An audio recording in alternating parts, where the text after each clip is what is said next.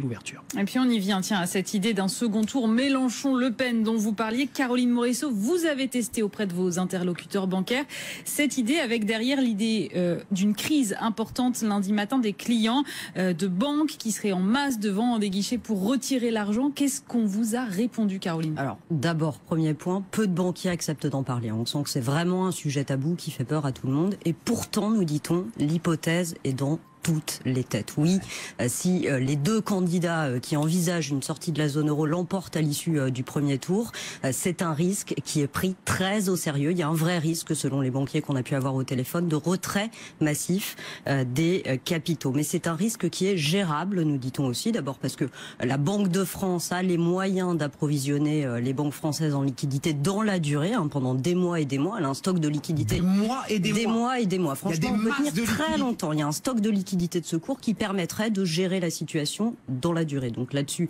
on est serein. Et puis, parce que les banques françaises aussi, elles-mêmes, ont les moyens de contenir le mouvement.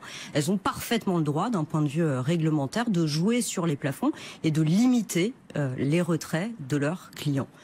Aujourd'hui, je peux arriver au guichet, le gars peut me dire 500 euros. Aujourd'hui, par exemple, vous avez le droit de retirer 500 euros par semaine. Votre banquier demain peut très bien vous dire désormais ce sera plus que 100 euros par semaine. Ça, c'est dans les conditions réglementaires, c'est parfaitement légal. 12 pages de conditions générales.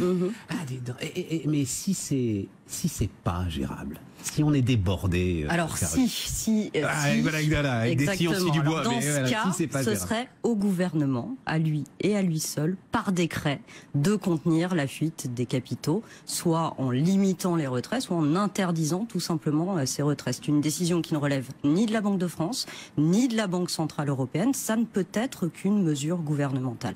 Et l'un de ceux qu'on a eu au téléphone hier, qui connaît parfaitement les processus de décision, nous dit que dans ce cas, le gouvernement aurait tout intérêt à laisser pourrir la situation pour que les électeurs mesurent l'impact de leur vote. Bon, mais il y a des masses de liquidités. Et les banques ont les moyens réglementaires déjà de limiter les retraits sans qu'on en vienne à des décrets à l'article 16.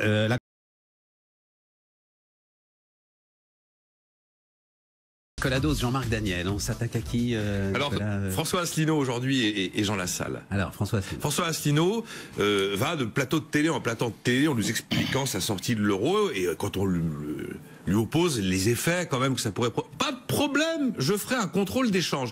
Et on nous sort le mot contrôle d'échange comme une mesure technique, anecdotique, qui ne pose aucun problème. Et ça passe comme à rien, monsieur a annoncé son contrôle d'échange. Le contrôle d'échange, c'est quand même une mise sous séquestre de l'argent des gens. Ouais, c'est une prise en otage de la liquidité des particuliers et des entreprises qui pourrait, dans une version aboutie, aller jusqu'à la mise en place du fameux article dont on a parlé dans la loi Sapin 2, qui prévoit de bloquer les versements d'assurance vie, par exemple. Je trouve assez extraordinaire qu'on puisse évoquer cette mesure comme si elle était anecdotique. Ça n'est pas anecdotique, un contrôle d'échange. On bloque les sorties de capitaux, on peut bloquer les retraits en argent liquide des distributeurs automatiques de billets, on peut limiter les achats et ventes de devises étrangères par les ressortissants du pays, les Français.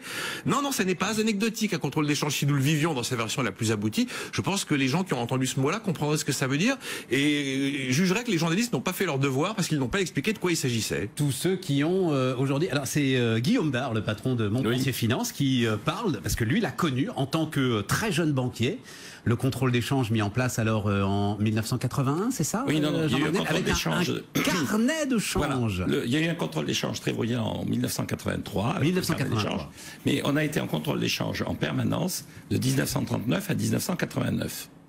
Et donc, M. Asselineau a vécu en tant qu'inspecteur des finances le contrôle d'échange tel qu'il fonctionnait et le fonds de stabilisation d'échange. Alors, il y a plusieurs degrés de contrôle d'échange. 1983, c'est le fait qu'effectivement, la population, chaque individu ne pouvait pas sortir plus d'une certaine somme du territoire.